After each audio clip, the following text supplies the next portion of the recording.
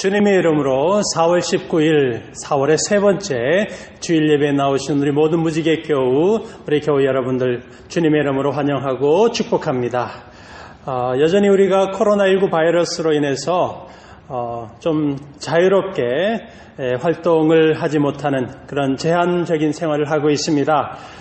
화창한 가을 날씨를 우리가 매일마다 보면서 더 이렇게 우리의 마음 가운데 물론 활동의 제약은 있지만 우리의 마음 가운데 더욱더 하나님의 큰 풍성함이 있으리라고 믿습니다. 우리가 계속해서 온라인상으로 이렇게 우리 교회 여러분들과 인사하고 또 말씀의 메시지를 전하고 있습니다.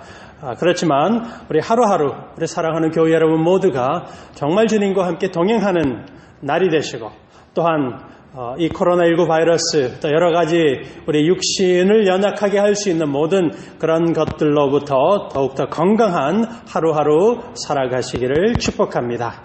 자, 오늘도 우리가 각 가정에서 우리가 이렇게 자녀들과 함께 예배 드립니다.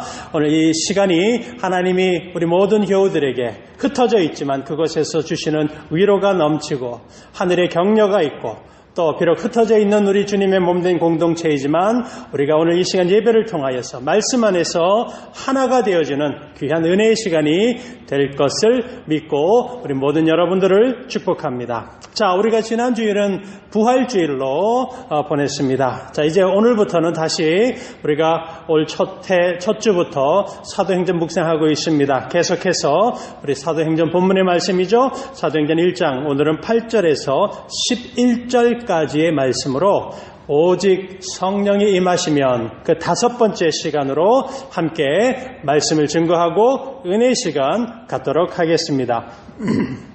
자, 사도행전 1장 8절을 우리가 중심으로 해서 지금까지 4번에 걸쳐서 담대한 이 복음의 역사를 이루어 가시고 땅끝까지 이르러 주님의 성도들을 복음의 증인으로 살아가게 하시는 그 권능의 성령 하나님 어떤 분인지 우리가 살펴보고 있습니다. 첫 번째, 성령 하나님은 거룩한 영이셨습니다. 두 번째, 성령 하나님은 새 생명을 주시는 창조의 영이십니다.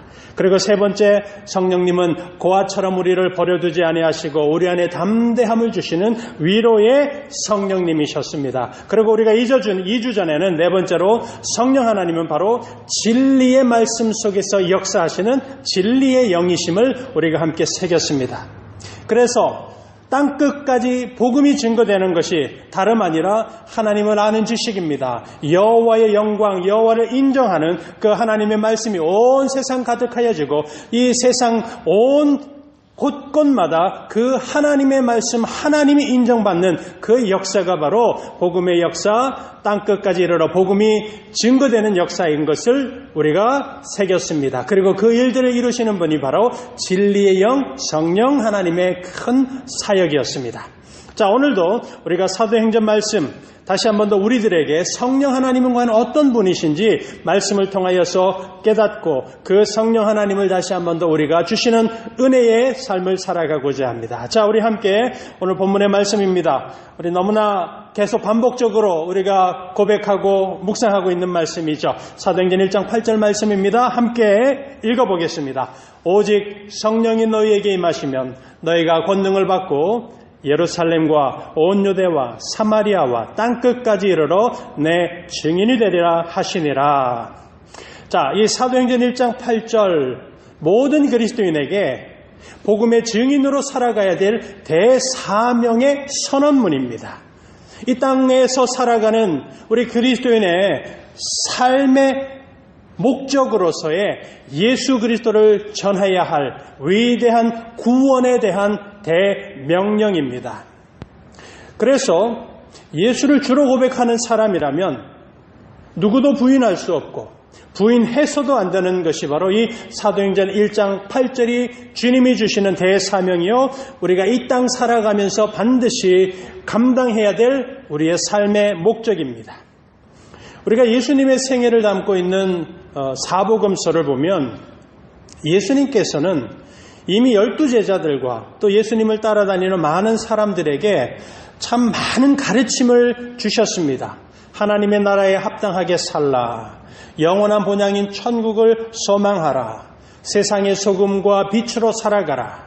자기를 위해서 살지 말고 인자 되신 예수님을 위해서 살아가고 이 땅에 보화를 쌓아가는 것이 아니라 영원한 하나님의 나라에 보화를 쌓아가라. 그리고 그 구원의 복된 예수 그리스도 우리 주님의 복음의 소식을 온 땅 가운데 전하며 살아가라. 예수님께서는 이렇게 복음서를 통해서 주님의 제자들에게 예수를 전하는 사명, 복음을 전하면서 하나님 나라를 위해서 살아가라는 많은 격려와 명령을 주셨습니다. 그렇기 때문에 이미 신약 복음서에서 예수님께서는 구원받은 자들에게 지속적으로 복음의 사명, 복음을 전하는 명령을 분명히 주셨습니다. 하지만 우리가 수많은 이 사복음서의 가르침과 상황 속에서도 특별히 예수님이 주신 명령 가운데서 우리가 계속 돌아보고 있는 이 사도행전 1장 8절 말씀을 The Great Commission이라고 말합니다. 주님이 주신 대사명으로 우리가 붙잡습니다. 같은 의미가 그러므로 너희는 가서 모든 민족을 제자로 삼아 아버지와 아들과 성령의 이름으로 세례를 베풀고 내가 너희에게 분부한 모든 것을 가르쳐 지키게 하라고 하셨던 그 마태복음 28장 19절 20절의 말씀도 The Great Commission, 주님이 주신 대사명으로 우리가 확신하고 있습니다. 한번 우리가 여기서 질문할 수가 있습니다. 도대체 무슨 이유로 다른 복음서에 나오는 주님이 말씀하시고 명령하신 많은 말씀들, 복음을 전하라는 말씀의 그 내용들이 있는데 왜 특별히 이 사도행전 1장 8절을 우리에게 주신 반드시 지켜야 할 대사명으로 여기고 있는가라는 질문입니다. 물론 같은 의미가 마태복음 28장에도 담겨져 있습니다. 왜 이 사도행전 1장 8절이 이처럼 주님이 주신 대사명, 반드시 지켜야 될 사명으로 우리가 붙잡는가? 그 질문에 대하여서 가장 분명한 성경적인 설명이요 답이 오늘 본문의 말씀 8절을 이어가는 9절과 10절의 말씀을 통하여서 증거되고 있습니다. 자, 우리가 먼저 우리 9절 말씀을 한번 보도록 하겠습니다.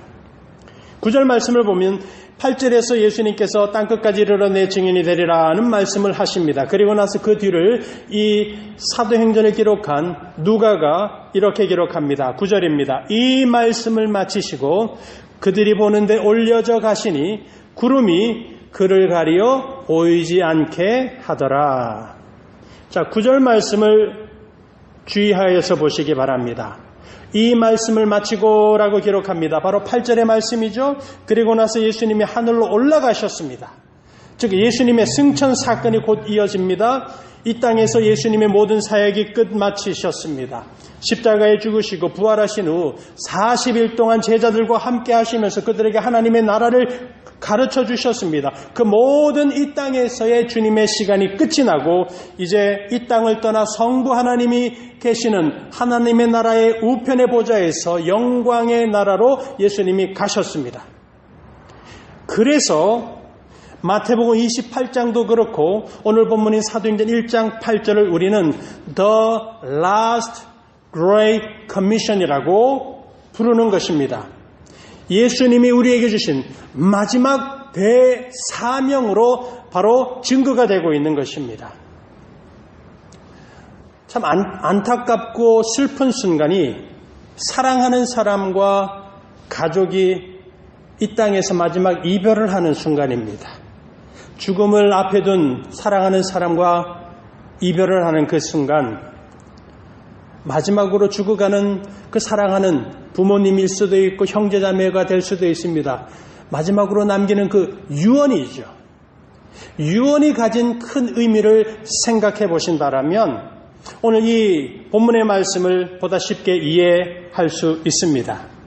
다시 만나지 못할 죽음의 이별이라서 마지막 죽어가는 사랑하는 사람의 그 유언은 결코 가볍게 받아들이지 않습니다. 사랑하는 사람의 마지막 남긴 유언이기 때문에 남아있는 가족들에게는 일생의 기억이 될 것입니다. 자녀라면 그 부모님의 마지막 유언의 말씀에 순종하는 것이 바로 사랑하는 부모님에 대한 진정한 사랑의 실천이고 그 부모님의 뜻을 받들고 부모님을 기념하는 바로 그런 아름다운 모습입니다. 아무리 평소에 부모님의 마음을 상하게 하고 부모님의 뜻에 어긋난 행동을 그렇게 하면서 살아가는 자녀일지라도 그 부모님이, 육신의 부모님이 마지막 죽음 앞에서 부탁하는 말, 그 유언 앞에서는 그래도 순종하고 그 뜻을 기리는 것이 이게 사람의 도리라는 것을 누구나 다 알고 있습니다. 자, 그와 같은 의미가 지금 이 사도행전 1장 8절의 말씀 속에 담겨져 있는 것입니다. 이 땅을 떠나시는 예수님의 마지막 사명의 부탁이요, 주님이 남기신 마지막 우리를 향하신 은혜로운 명령입니다. 성령이 임하시면 그 성령이 주시는 권능을 받을 것이며 그 권능으로 예루살렘, 온 유대, 사마리아 땅끝까지 이르러 증인의 삶을 살아가는 것이 바로 그리스도인의 도리라는 뜻이 되는 것입니다. 예수를 구주로 믿고 삶의 주인으로 주님으로, 영원한 주님으로 예수님을 경배하고 섬기는 사람이라면 바로 그 사람, 그리스도인의 마땅한 도리가 무엇인가? 땅끝까지 이르러 주님의 증인이 되는 것이고 주님의 삶을 닮아가는 것이고 그분의 말씀을 지키고 순종하면서 이 땅에서 살아가는 것입니다. 자, 오늘 본문의 말씀을 조금 더 주의를 기울여서 꼭 우리가 봐야만 합니다. 오늘 본문에서 이 마지막 사명의 말씀을 전하고 난 이후에 하늘로 올라가시는 예수님을 제자들이 보고 있을 때에 이어지는 흰옷을 입은 두 사람입니다. 두 천사가 제자들에게 전하는 바로 그 말을 이제 주의를 기울여서 보시기 바랍니다. 10절에서 11절입니다. 올라가실 때에 제자들이 자세히 하늘을 쳐다보고 있는데 흰옷 입은 두 사람이 그들 곁에 서서 이르되 갈릴리 사람들아 어찌하여 서서 하늘을 쳐다보느냐. 너희 가운데서 하늘로 올려지신 이 예수는 하늘로 가심을 본 그대로 오시리라 하였느니라. 자, 지금 이 특별히 11절에 이 두 사람, 두 천사가 하는 말에는 매우 중요한 두 가지 강조되고 있는 메시지가 담겨져 있습니다. 첫 번째, 무엇이 강조되는가? 어찌하여 서서 하늘을 쳐다보느냐라고 두 천사가 말합니다. 이 말 속에는 제자들을 향하여서 지금 하늘로 올라가시고 구름으로 들어가서 사라지신 그 예수님을 하늘만 바라보고 있지 말고 무언가 지금은 그것 주님을 사라져가는 주님을 바라볼 것이 아니라 이제는 무언가 행동하고 무언가 액션을 취해야만 할 때다라고 하는 도전과 격려하는 뉘앙스를 담고 있는 바로 그 말씀입니다. 그게 어찌하여 서서 하늘을 쳐다보느냐라는 이 말이죠. 자, 두 번째입니다. 두 번째로 이 11절에서는 구름 속으로 사라져가는 예수님을 바라보고 있는 제자들에게 어찌하여 서서 하늘 보느냐라고 하고 나서 그 뒤에 지금 올라가신 그대로 예수님이 다시 오실 것이다 라고 선포하고 있습니다. 지금 이 말의 내용은 예수님의 재림에 대하여서 확증하고 있습니다. 그러나 우리가 주의를 기울여야 할 부분이 있습니다. 지금 이 두 천사가 하는 말이 단순하게 지금 제자들에게 예수님이 다시 오신다라는 재림이라는 그 사실만을 알려주는 것이 아니라는 것입니다. 그와 함께 예수님이 주신 마지막 명령을 감당하면서 그 사명으로 주님이 다시 오실 때까지 반드시 오실 그 주님이 오는 그날까지 그 사명의 길을 달려가라라고 하는 바로 그 도전의 의미를 분명히 우리는 발견할 수 있는 것입니다.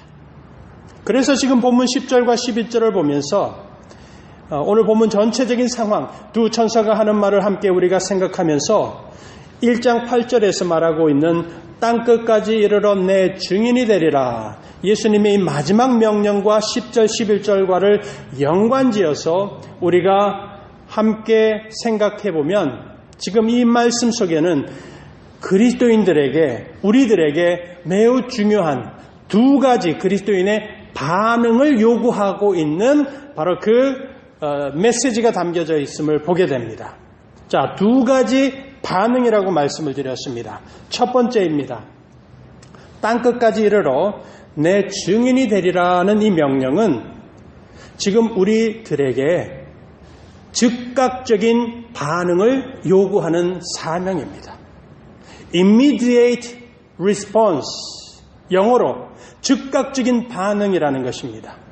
즉 예수님께서 마지막 명령을 하시고 하늘로 올라가셨을 때에 바로 그 순간부터 하늘만 바라보고 있을 것이 아니라 바로 즉시 주를 위하여서 살아가는 사람이 되었고 땅끝까지 이르러 내 증인이 되리라는 그 명령을 즉각적으로 순종하면서 살아가야 한다라는 뜻이 바로 이 10절, 11절에 나오는 두 천사의 이 말 속에 증거되고 있습니다.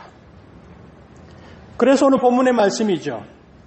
두 천사가 제자들에게 그리고 우리들에게도 도전하며 선포하는 말씀이 무엇인가? 어찌하여 하늘만 쳐다보고 있느냐라는 이 말씀인 것입니다.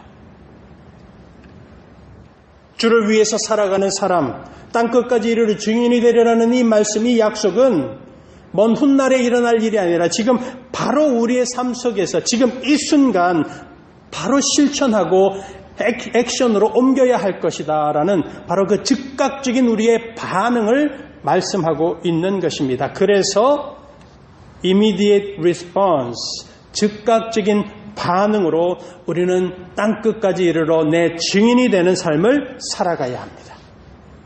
자, 두 번째입니다.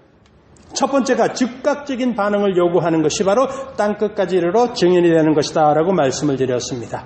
두 번째는 오늘 이 10절과 11절을 통해서 땅끝까지 이르러 내 증인이 되리라 이 명령은 모든 믿는 자에게 지속적인 반응입니다. Continuous response, 지속적인 반응을 요구하는 사명이라는 사실입니다.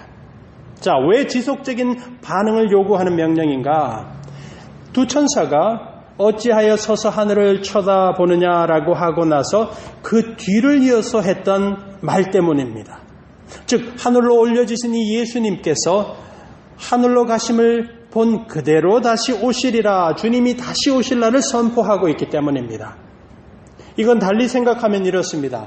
지금 예수님께서 하늘로 올라가시면서 모든 그리스도인에게 지상 명령으로 땅끝까지 이르러 주님의 증인으로 사명을 주셨습니다. 그러면 그 사명으로 주님이 오시는 그날까지 지속적으로 날마다 우리의 생명이 이 땅에서 인생이 살아가는 매일매일마다 주님이 오시는 그날까지 세상이 끝이 나고 새하늘과 새 땅이 이 땅 가운데 임하고 영원한 하나님의 나라가 이 땅 가운데 완성되는 그날까지 마지막 주님이 주신 이 사명은 지속적으로 우리에게 감당해야 될 사명이라는 것을 전하고 있기 때문입니다. 그래서 오늘 주님이 다시 오시는 날까지, 세상 끝날까지 우리 믿는 자는 지속적인 순종의 반응으로서 예수 그리스도를 전하고 땅끝까지 증인이 되고 뿐만 아니라 그 모든 일을 우리에게 힘과 권능을 주시는 성령 하나님으로 하는 것입니다. 자, 제가 다시 한번 여러분들에게 정리해서 말씀을 드립니다. 오늘 이 본문의 10절에 나오는 두 천사의 말을 통하여서 땅끝까지 내 증인이 되리라 하는 이 명령은 성령이 임하시고 권능을 받았을 때에 그 예수님이 주신 마지막 대사명을 우리가 즉각적인 순종의 반응으로 오늘 시작하는 것입니다. 그리고 지속적으로 매일의 삶 속에서 우리의 삶의 매 순간순간마다 주님이 올 때까지 지속적인 순종의 반응으로 나아가야 될 주님의 명령입니다. 오늘 사랑하는 우리 모든 무지개 교우 성도 여러분들께서 이렇게 성령 하나님이 우리에게 임하셨다면 우리가 거듭나서 예수 그리스도를 믿고 그분을 주로 섬기는 사람이라면 바로 이 순간 바로 지금 이 순간 주님 앞에서 즉각적인 순종으로 나아가는 성도요. 그리고 매일마다 주님의 말씀과 명령에 순종으로 지속적으로 나아가는 그와 같은 아름다운 믿음의 삶을 살아가는 우리 모두가 되시기를 주님의 이름으로 축복합니다. 자, 이렇게 사도행전 1장 8절에 이 마지막 대사명이 우리들에게 즉각적인 반응이요 지속적인 반응을 요구하는 예수님의 명령이라는 사실을 말씀을 드렸습니다. 지금 이 내용을 먼저 우리 여러분들과 함께 나눈 것은 여기에는 매우 중요한 이유가 있기 때문입니다. 그 이유는 우리에게 즉각적인 순종의 반응이요 또 지속적인 순종의 반응이 우리에게서 일어날 수 있는 그 순종의 반응을 할 수 있는 근거요 힘과 능력이 어디에서 오는가? 바로 성령 하나님으로부터 오기 때문입니다.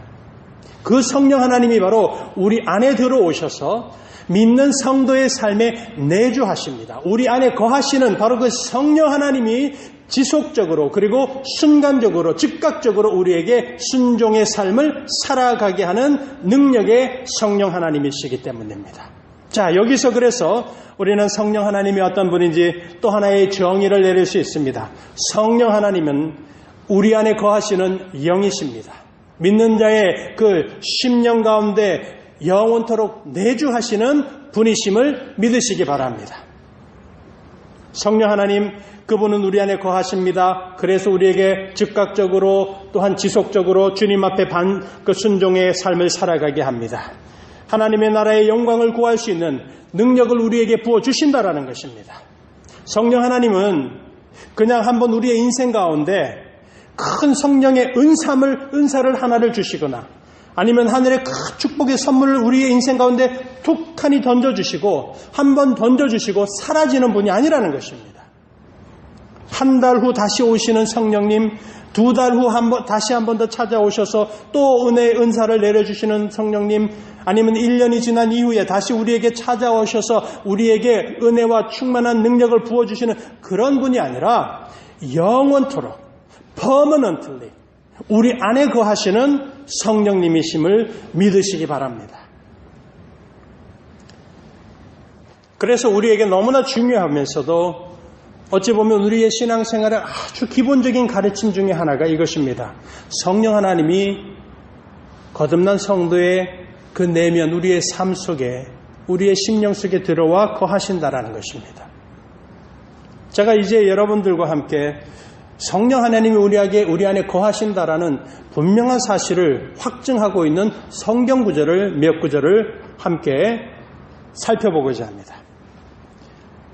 제가 잠시 설명을 하겠습니다만은 우리 교우 여러분들께서 너무나 중요한 문제입니다. 성령이 내 안에 계시다라는 것을 확증하는 믿음은 정말 중요한 문제입니다. 그래서 제가 설명은 하겠습니다만은 예배 후에 꼭 그 구절들을 한번 더 읽어보시고 묵상하면서 우리 안에 성령 하나님이 함께 하신다라는 그 큰 은혜 꼭 누리시기를 바랍니다.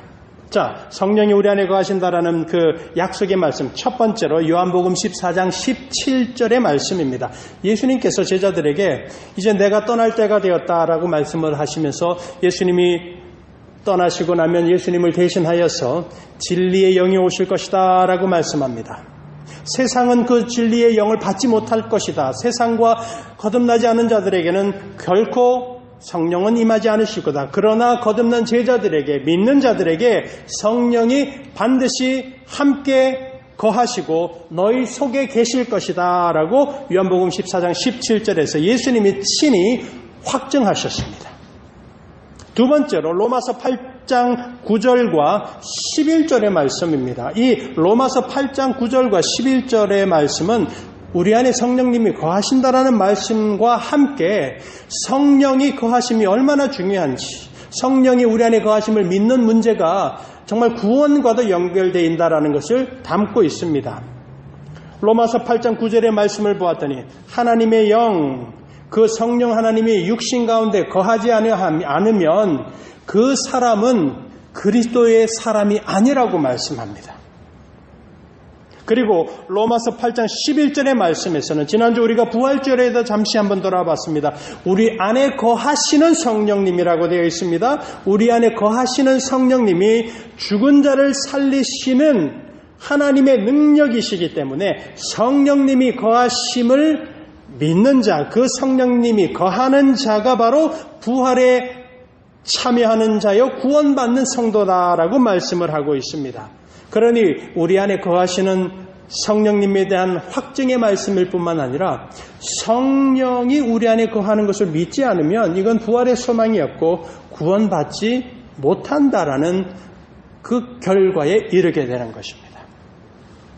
그리고 나아가서 고린도전서 3장 16절, 우리가 잘 아는 말씀입니다. 우리의 몸이 하나님의 성전이고 하나님의 성령이 우리 안에 계시는 것을 알지 못하느냐. 바로 그 확증의 말씀이 고린도전서 3장 16절입니다. 디모데후서 1장 14절에서는 우리 안에 거하시는 성령으로 말미암아서 하나님의 백성들, 성도들에게 아름다운 것을 부탁하였고 지키라는 말씀이 증거되고 있습니다. 심지어 야고보서 4장 5절을 보시면 우리 믿는 백성들, 우리를 향하신 그 하나님, 성부 하나님의 사랑이 얼마나 크고 놀라운지 우리 속에 거하시는 성령이 시기하기까지 사모하신다라고 증거하고 있습니다. 제가 여러분들에게 요한복음 14장, 로마서 8장 9절 11절, 고린도전서 3장 16절, 디모데후서 1장 14절, 야고보 4장 5절, 여러분 그 외에도 참 많은 말씀들이 우리 안에 성령 하나님이 계심을 분명하게 확증하고 있습니다. 그래서 성령은 거듭난 사람, 그 사람의 마음 가운데 즉시 들어오셔서 우리 안에 영원토록 거주하시는 분이십니다. 그래서 믿는 자는 즉각적인 반응으로서 거듭나는 그 순간, 바람과 같은 성령님으로 거듭나는 그 순간 우리는 이 땅에서 살아가는 날 동안 예수님의 사람이여 예수의 증인으로 살아가게 되는 것입니다. 뿐만 아니라 동시에 거듭난 사람의 마음속에 영원토록 거하시는 그 성령 하나님으로 말미암아서 주님이 다시 오시는 그날까지, 세상이 끝날 때까지, 우리의 인생이 이 땅 가운데서 마지막 호흡을 내뿜는 그 순간까지 지속적으로 우리의 삶을 인도하시고 주님의 사람으로 인치시고 복음의 증인의 사명을 감당할 수 있는 힘과 능력을 주시는 분이신 것입니다. 그래서 오늘 사도행전 1장 8절에서 그리고 11절의 말씀이 성령 하나님이 믿는 성도들의 마음 가운데 들어와 영원히 거하시는 바로 그 내주하시는 성령님을 증거하고 있는 것이고 그 성령님으로 말미암아서 우리는 복음에 대하여서 주님의 이 대사명에 대해서 즉각적이고 그러면서 일평생 지속적인 순종의 삶을 이루어가는 것입니다. 사랑하는 교우 여러분, 우리 모두에게 이렇게 영원토록 함께 거하시는 그 권능의 성령 하나님, 우리에게 즉각적이고 지속적인 그 순종의 힘과 능력을 주시는 그 성령님으로 살아가는 믿음의 성도 되시기를 축복합니다. 자, 이렇게 성령 하나님이 우리 안에 내주하실 때에 여러분 즉각적인 반응, 지속적인 성령의 역사가 있습니다. 무엇보다도 이 성령 하나님이 우리에게 내주하심으로써 일어나는 가장 중요한 즉각적인 성령의 역사는 사망에서 생명으로 옮겨지는 그 놀라운 역사가 나타납니다. 요한복음 3장 36절에 보았더니 아들을 믿는 자에게는 영생이 있다라고 말합니다. 그러나 아들에게 순종하지 않는 자에게는 영생을 보지 못하고 하나님의 진노가 그 위에 있다고 말씀을 합니다. 요한복음 5장 24절에서도 영생을 얻었고 심판에 이르지 아니한다. 예수 그리스도를 믿는 자 사망에서 생명으로 옮겨졌다라고 말씀을 합니다. 즉 예수를 믿는 그 순간 사망에서 생명으로 즉각적으로 옮겨진 구원의 삶을 살아가게 되는 것입니다. 이게 성령 하나님의 즉각적인 역사입니다. 우리가 지금 주일 예배를 4월 19일입니다. 그리고 11시부터 가족 예배를 드립니다. 지금 시간을 따져보면 아마 11시에 시작했다면 11시 한 30분에서 40분, 가정마다 조금 시간 차이는 있을 수 있겠죠. 자, 이렇게 한번 생각해 보시기 바랍니다. 4월 19일 오늘 오전 11시 30분 예수님이 진정으로 대속의 주님이시고 하나님의 어린 양이시고 나의 죄를 대신하여 죽으신 구원의 주님이심을 이 예배를 드리면서 이 시간 어느 한 사람이 구원의 주님을 영접하고 고백을 했습니다. 자, 그러면 우리가 질문을 한번 해보겠습니다. 그 오전 11시 30분에 믿음의 고백을 한 사람은 그 시간에 오전 11시 30분에 바로 구원을 받은 것입니까? 아니면 구원받는 과정에 있는 것입니까? 그렇지 않으면 몇 시간 후 아니면 며칠이 지난 어느 특정한 시간에 구원을 받는 것입니까? 자, 1번, 2번, 3번으로 한번 생각해 보십시오. 11시 30분에 고백을 하고 바로 구원받는다. 2번, 구원받는 과정, 구원받는 중이다. 2번, 3번, 몇 시간, 며칠 후 다시 한번 하나님이 특정한 시간에 그가 구원받게 될 것이다. 1, 2, 3번 중에 정답은 다 아실 것입니다. 1번입니다. 첫 번째입니다. 오전 11시 30분에 주님을 믿음으로 고백했고 그 고백의 사건이 성령으로 거듭난 사건이라면 그 고백을 하고 난 이후에 1시간이 지나고 아니 10분이 지나고 그 사람이 혹 불의의 사고를 당하여서 그 사람의 이 땅의 삶이 끝이 나고 죽음을 당할지라도 그 사람은 영원한 생명이 있는 하나님의 나라에 들어갑니다. 분명한 사실입니다. 이것이 성령 하나님이 내주하시는 그 성도에게 일어나는 구원의 즉각적인 반응입니다. 성령의 참 놀라우신 역사입니다. 그런가 하면 동시에 성령 하나님이 지속적인 역사도 우리의 삶 속에 있습니다.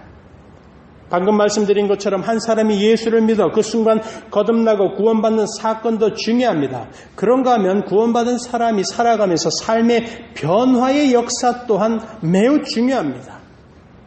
그래서 예수를 진정으로 영접하고 나서 즉각적인 또 하나의 반응이 바로 삶이 순식간에 변화됩니다.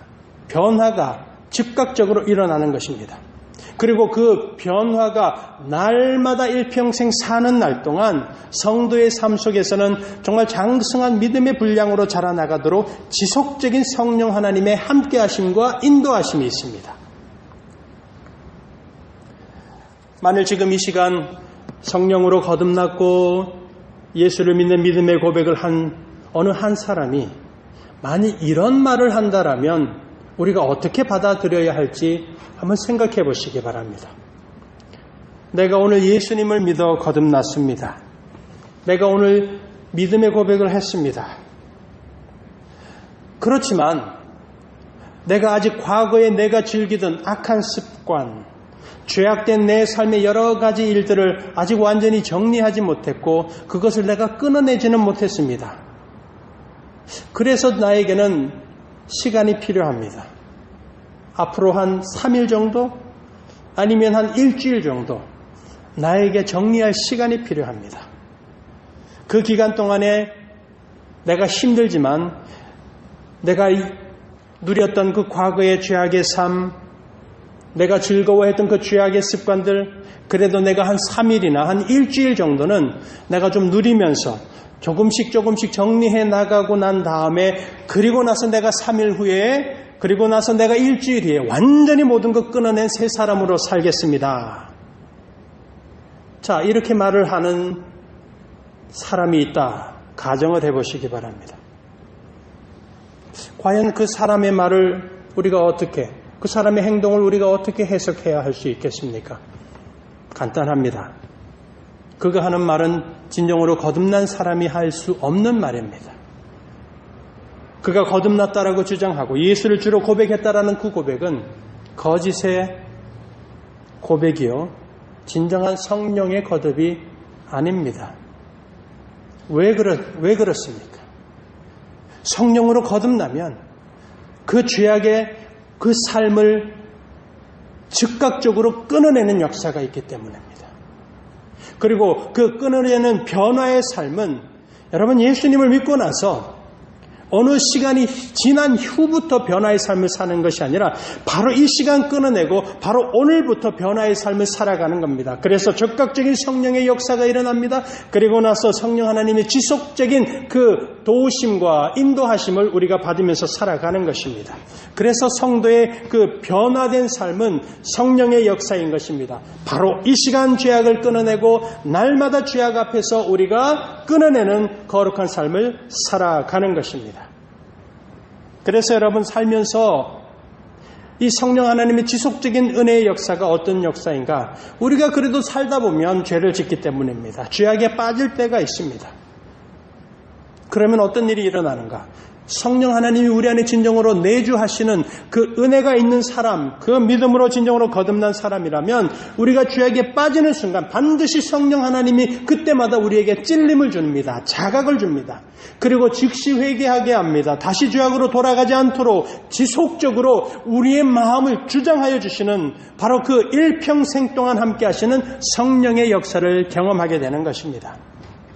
사랑하는 교회 여러분, 믿는 자의 내면에 영원히 거하시는 우리 성령 하나님이 주시는 즉각적인 변화의 삶, 날마다 지속적으로 우리의 삶을 거룩하게 인도하여 가시는 그 성령 하나님으로 그분이 주시는 권능으로 살아가시는 우리 모두가 되시기를 축복합니다. 그래서 이 시간 저는 우리 사랑하는 교회 여러분들과 함께 너무나 중요한 한 가지의 우리의 삶을 돌아보는 점검을, 질문을 함께 하고자 합니다. 과연 내 인생의 진정으로 성령님이 거하시는 삶을 살고 있는지, 아니면 성령이 없는 그런 인생을 살고 있는 것은 아닌지 참으로 우리가 엄숙한 마음으로 우리 자신을 점검해 보고자 합니다. 오늘 본문 사도행전 1장을 보시면 예수님의 제자들에게 오순절은 아직 오지 않았습니다. 성령이 임하지 않았습니다. 약속은 받았습니다. 그러나 그들이 성령이 임하지 않았습니다. 그래서 이 오순절을 기다리면서 제자들은 어디에 머물러 있었습니까? Stay at Jerusalem. 그들은 예루살렘에 머물러 있는 인생이었습니다. 머무는 인생으로 아직 성령 하나님을 기다리고 있었습니다. 그러다가 오순절 성령 하나님이 임하시고 이 사도행전 1장의 약속대로 성령님이 임하시자 권능을 받자 그들은 더 이상 예루살렘에 Stay at Jerusalem, 예루살렘에서 머무는 인생이 아니라 이제는 온 유대와 사마리아와 땅끝으로 나아가는 인생, 영어로 하면 Go, Get Moving, 움직이는, 앞으로 나아가는 인생이 되었습니다. 이게 지금 우리가 함께 점검해 봐야 될 분명한 질문입니다. 성령이 임하지 않았을 때는 머무는 인생이요, 성령이 임했을 때는 떠나가는 인생, 나아가는 인생이었습니다. 사랑하는 교회 여러분, 지금 여러분들의 인생은 지금까지 머무는 인생으로 살아온 것은 아닌지, 아니면 지금도 그냥 머무는 인생으로 살아가고 있는 것은 아닌지 돌아보시기를 바랍니다. 머무는 인생이 아니었다면 지금까지 여러분들의 인생이, 우리의 인생이 나아가는 인생이요, 예수님이 가시는 대로 그분이 가라는 곳으로 나아가는 인생으로 살아왔고 지금도 그렇게 살아가고 있는지를 분명히 돌아보시기를 바랍니다. 우리가 그리스도인으로서 이 두 상반된 질문 앞에서 머무는 인생, 성령이 내주하지 않는 인생을 살아왔는지, 아니면 성령이 임하심으로 날마다 나아가는 인생, 떠나가는 인생을 살아왔는지 우리가 분명히 믿음으로 고백하고 우리의 삶을 통하여서 확증해야만 할 것입니다. 만약 누군가 저에게 목사로서 목회 일을 하는 이 사역을 해온 모든 일들을 돌아보면서 목사로서 후회하지 않습니까? 어떠십니까? 라고 저에게 만약에 그런 질문을 한다라면 저는 후회가 있다라는 말씀을 먼저 할 겁니다. 여기서 목사로서 후회한다라는 말은 다른 후회가 아닙니다. 우리 교회 여러분 오해하지는 마십시오. 내가 조금 더 주님의 충성된 종이 되지 못했던 그 부분에 대한 후회, 더 주님의 이름 영광 드러낼 수 있는 그런 목회자여야 하는데 나의 많은 부족함이 주님의 영광 가리지는 않았을까라고 하는 바로 그런 후회를 말하는 것입니다. 제가 목사로 부르심을 받고 목회의 길을 지금까지 감당해오고 지금까지 지나온 것을 돌아보면서 그 모든 것을 후회하지는 않습니다. 조금도 후회하지 않습니다. 가장 영광된 주님의 사명을 감당했고 가장 하나님의 그 은혜로운 삶을 저는 이 목회에 부르신 목회 사역을 통하여서 늘 힘들고 늘 기도하게 되고 늘 연약한 나를 발견하지만 결코 후회하지 않습니다. 제가 지금 목회자라는 사역자의 경우를 가지고 말을 하고 있습니다. 그러나 이건 저의 경우입니다.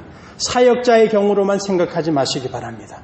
사랑하는 교회 여러분, 우리 각자의 인생을 놓고서 주님 앞에 내가 과연 후회가 있는 인생을 살았는지, 아니면 주님 앞에 섰을 때 후회 없는 인생을 살았는지, 지금 내가 머무는 인생으로 오늘까지 살아왔는지, 아니면 나아가는 인생, 주를 위하여서 달려가는 인생을 살아왔는지를 우리가 함께 돌아보자라는 것입니다. 오늘 이 시간에 주님의 마음으로 권면하고 축복합니다. 머무는 인생, 주님 앞에서 후회하는 인생이 아니라 나아가는 인생, 주를 위해서 달려가는 인생으로 우리 주님 앞에 나아가서 칭찬받는 정말 주님의 성도 되시기를 축복합니다. 성령이 임하시기 전에 분명히 머무는 인생이 될 수밖에 없습니다. 그러나 성령이 임하고 믿는 자의 마음, 우리의 삶 속에서 그 성령님이 주시는 능력이 우리에게 역사할 때에 우리는 머무는 인생이 아니라 떠나가는 인생이 되는 것입니다. 사도행전 20장 24절, 내가 달려갈 길과 주 예수께 받은 사명 곧 하나님의 은혜의 복음을 증언하는 일을 마치려 하면은 나의 생명조차 조금 더 귀한 것으로 여기지 아니하노라 하는 이 기쁨의 고백으로 걸어가고 나아가고 달려가는 인생이 되는 것입니다. 그래서 성령이 거하시지 않는 머무는 인생에는 특징이 있습니다. 인생의 편안함만을 추구합니다. 자신의 삶의 안락함만을 인생의 목적으로 살아가는 이유로 삼습니다. 머무는 인생을 사는 사람들은 도전하는 것을 거부합니다. 자기 인생의 안전지대, 삶의 컴포트존을 떠나가는 것을 싫어합니다. 또한 자신의 삶의 어떤 희생과 헌신에는 무관심한 인생을 살아가게 됩니다. 이는 곧 삶의 목적이 없고 오직 무엇을 먹을까, 무엇을 마실까, 무엇을 입을까의 문제에만 매달리면서 살아가는 인생이 바로 머무는 인생입니다. 그래서 머무는 인생을 사는 사람은 성령의 충만함을 구하지 않습니다. 당연히 성령으로 거듭나지 않았으니, 성령이 내주하지 않으시니 성령의 충만을 구하는 것조차 불가능한 것입니다. 그리고 하나님의 은혜를 사모하지 않습니다. 영혼과 삶을 풍성하게 우리의 인생의 든든한 반석 위에 세워진 인생이 되게 하는 하나님의 말씀을 사모하지 않습니다.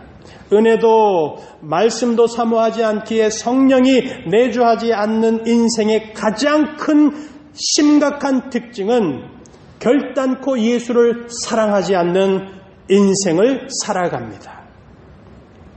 자, 그러면 성령이 내주하는 나아가는 인생, 달려가는 인생의 특징 무엇이겠습니까? 한마디로 정의합니다. 달려갈 사명이 있고 소망의 표대를 바라보며 살아가는 인생입니다.